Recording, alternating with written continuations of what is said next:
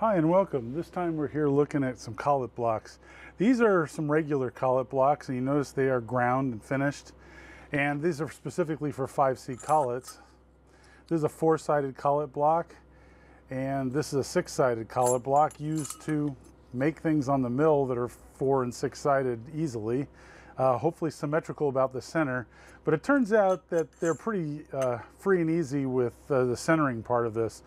The way I would probably make one of these if I was going to make it was I'd start with a piece of solid material, and I would surface grind all of the sides to be parallel and the same thickness with each other, and then I would put it in the lathe rather, and I would bore out the centers so that it would be perfectly aligned central to all of these faces. It turns out that I don't know how they do it, but like even this set, which they're fairly inexpensive, this is like $50 for the set. This set, it's a few thousandths off center, so not ideal. And 5C collets, they're not ideal either because they just pinch from one end. See, they're anchored at one side and the leaves push together at the front, which means if they're like this, the leaves will push in like this, which means technically they're only touching at one point. Now in reality, if you have enough force and the fit is close enough, you'll get more of a contact like this because the leaves will sort of flatten out if you put enough pressure on them, and you'll get a decent hold, but not the best way to hold apart if you're looking for accuracy and stability. So therein comes the ER collet sets. Now ER collet sets have the advantage of using ER collets, and ER collets have a big advantage, like the one here, because they are slitted, one slit's open on this side, the other slit's open on this side, so they crush. And as a result, they tend to hold the entire length. So they're much better holding, and they're much better at keeping things centered. One advantage of the 5C collet style is you will notice that when I pop this guy in here, the tightening ring does not stand proud of the collet block itself. That can be a big advantage when you want to hold this from the back, because if something was sticking out proud here, you wouldn't be able to grab it in a normal chuck. 5C, I mean the ER40 collet blocks, you'll see don't have that advantage because the collet holder and nut is always, it seems like, bigger than the holder itself. So that's a problem. Now I bought these two ER40 collet blocks inexpensively from China, and they were just rough finished, and then they did some sort of sandblasting finish on them, but they're not very well centered about the center of the collet at all. And I just wanted to do some measurements here before I take them to the surface grinder and try and grind these so that they're actually usable, which I don't think they currently are. All right, to check the two collet blocks, I first got the square collet block clamped with a 1-inch collet on this 1-inch nitrided shafting rod that I bought from a McMaster car, and I checked its cylindricity, and it only deviates by about 1/10 going all the way around, maybe 2/10, which is really impressive, especially for a non-precision ground part. It was fairly inexpensive. So how am I going to get the square block oriented when I take it to the surface grinder to grind it so it's not at an angle? And the solution I've chosen is to use a adjustable parallel that I can pop underneath. I will need to use the clamps for this to make sure I don't lift the rods up and off. Okay, and then, but I need to have them just a little bit loose so that this can rotate. And then I will use the adjustable parallel to get this guy lined up. All right, so I'm going to take this guy from the center and I'm going to set my 0. I know you can't see this very well. Hopefully you can see the needles straight up and down. And as I go from side to side, plus 1/1000ths, minus 1/1000ths, but it varies over the length of this. Look at that. That corner is very high. That corner is very low. So what I'm finding is that this goes up at the edges because the parallel is smoothly sitting right here, and then gets tight and wedges at this side, gets not quite as tight and wedges at this side. And it feels like it's rubbing both sides of the parallel. I can feel it as I move it here, that it's catching on both sides of this part. So that kind of says to me it's centered, but this part is not particularly square. So let's set my 0 on the center of this guy right here. Now I'm not going to touch that 0 again. I'm going to pull the indicator off, and we're going to loosen these a little bit, and we're going to rotate 90. And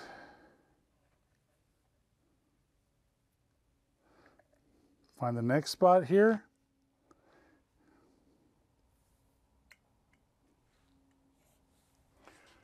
About 4 thousandths high. So what I need to do is I need to find the low spot amongst all of these sides, all 4 of these sides. So I'm going to write on them. If this one's 0, this one's +4 thousandths, that is. And I'm going to come off here. I'm going to rotate again.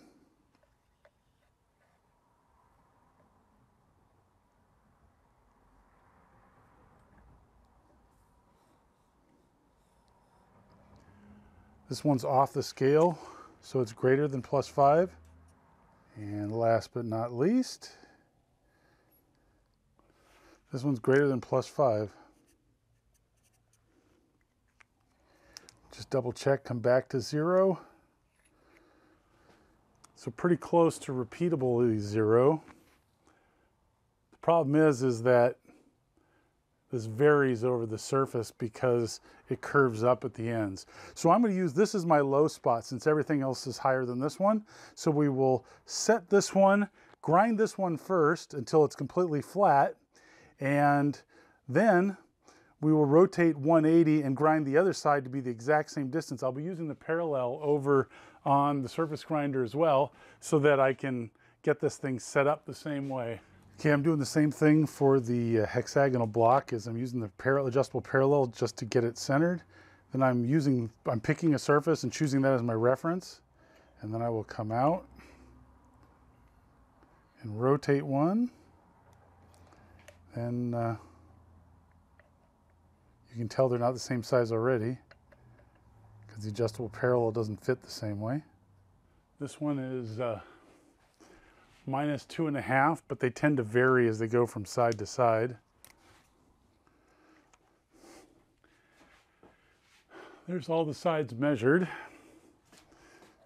What you'll notice is I just picked a random reference side. This one's -2.5. This one's greater than 5. This material looks like just extruded hex stock. That's what they used. So they didn't even machine it. The square one, they did machine a little bit, so they cared a little bit, but this one, they didn't care a lot. So this is off by more than 5 thousandths. This is a totally unusable collet block until I grind it. So we're going to head over to the surface grinder and we're going to see if we can improve on this.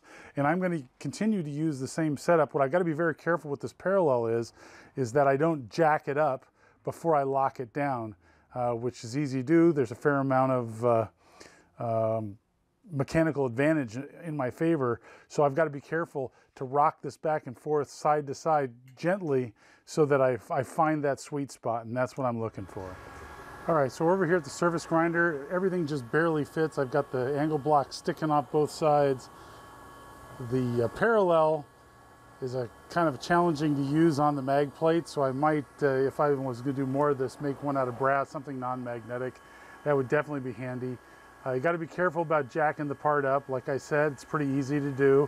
Fortunately, these can't lift off now, but when I loosen these to be able to rotate this, you can lift it up slightly, and you don't want to do that. So what I'm going to do is, this is the lowest side first, supposedly. And what I'm going to do is, I'm going to clean this side up, and then I'll set my DRO at 0. Then every other side, I should be able to bring the DRO to 0, and they'll all be equidistant from the center axis, and that's my goal here. This may not work out. I may be, going about this not in a great way. This parallel definitely has some potential issues with jacking the part up, so I've got concerns there. But this is the way I think to do it right now. I'm not, like I said, I think if you were starting from scratch, you would grind some hex stock equidistant and parallel from itself. You just basically grind one side, set it flat on the plate here, grind it again, then hold that in a vise, grind the next side, etc., etc. Maybe hold them at 45 or 60 degrees rather, and grind them. I'm not sure, I haven't figured that part out, but I don't think you do it this way. Let me just say that. So just because I touch off on one side,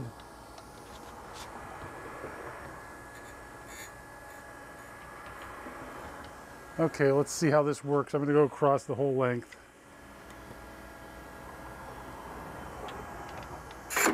Oh. Well, that was no good. Something on my setup hit. I'm not sure what, but that was definitely no good.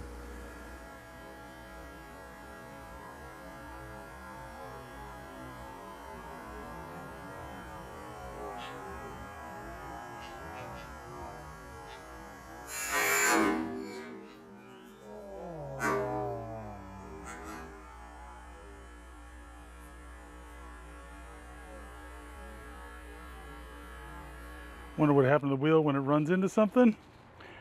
Something like that. That would be a lot of dressing to remove off all that material. Then I don't know if I trust this wheel. That was a really hard hit, which is true bad because it's a really good wheel.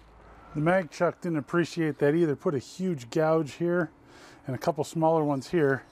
So I had to stone it all flat, but now I've got a divot in here, which is very annoying to me.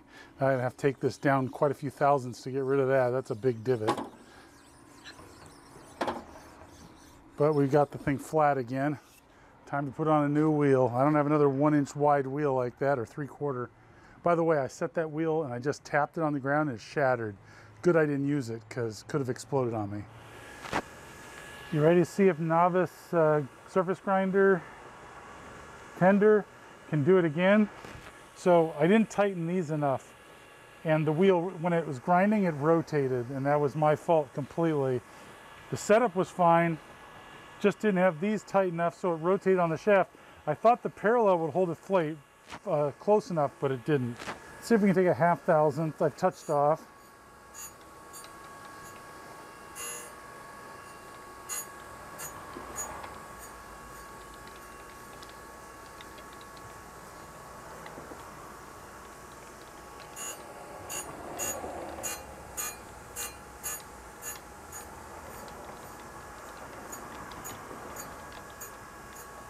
Okay.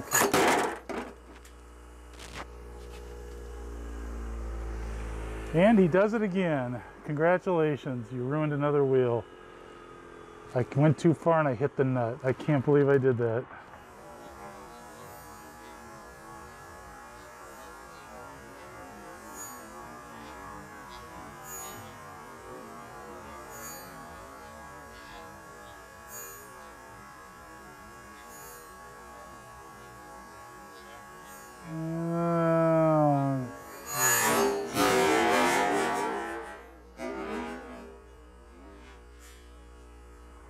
That one broke the wheel so badly, the whole thing's vibrating.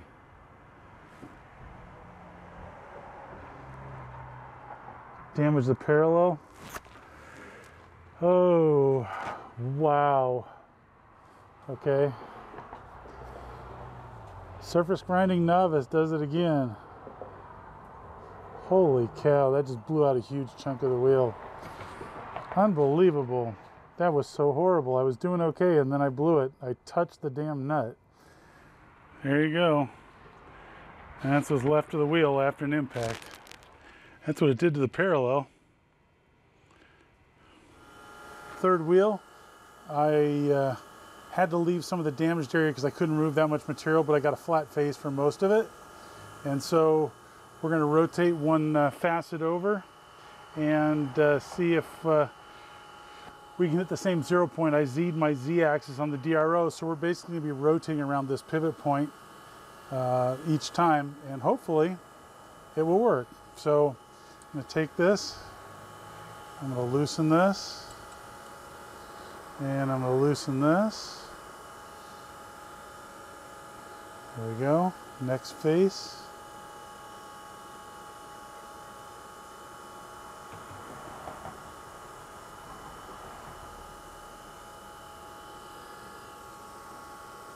Got to make sure to tighten this each time adequately.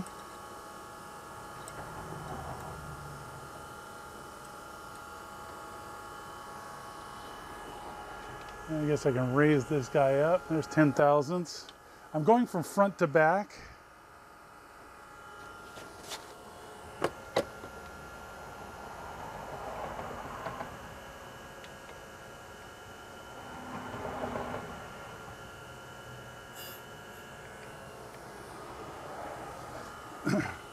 It's my first touch off.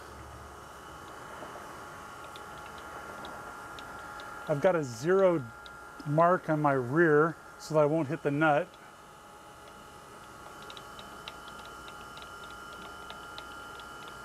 Taking pretty light passes so I don't heat this up.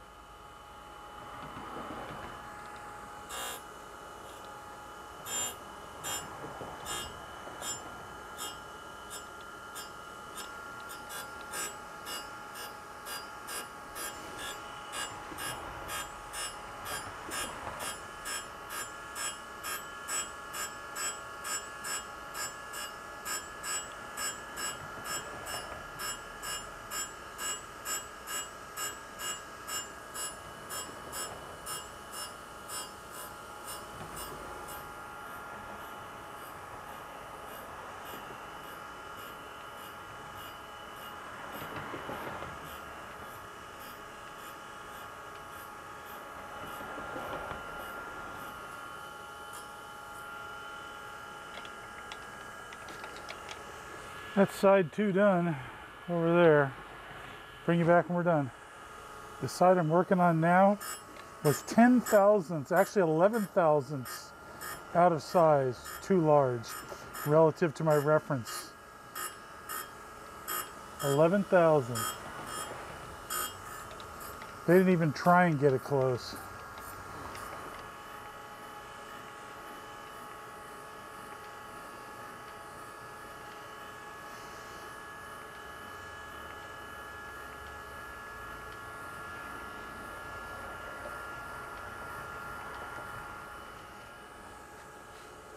Here's the finished part. There's the side I really screwed up on, but hopefully I'll have a decent flat surface to grab on here, but the rest are good. Next up, we have the square one, and I'm going to start with my reference side. Everything is much bigger than that, so there's a lot of material to come off. I had to take off 10 thousandths of material on that other one on a bunch of different sides, which really sucked. This one is greater than 5, so probably around the same, I'm guessing. All right, so I measured this one already. It's within a couple tenths on all sides. This was the last one I did. It was about 13 thousandths down here in order to get clean up. Well, it started to clean up about 5 thousandths. 13 thousandths later, I didn't even reach this side on this one here. So I've got my starret parallel here. There's a little bit of play. Now there's just a tiny bit of drag, even from side to side. I like that. Yeah, so there's 0 mostly everywhere. That's probably where the parallel was when I did this one. Yeah, there's a little bit of wiggle side to side there.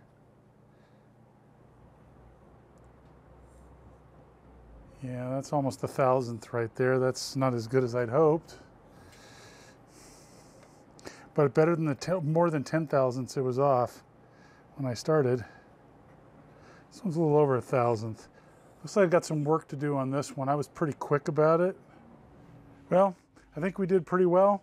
This one's within a couple tenths on every face, which is really good, except for the big gouge spot where I ejected it twice and threw out some wheels and destroyed some wheels. This guy is as bad as 1.5 thousandths.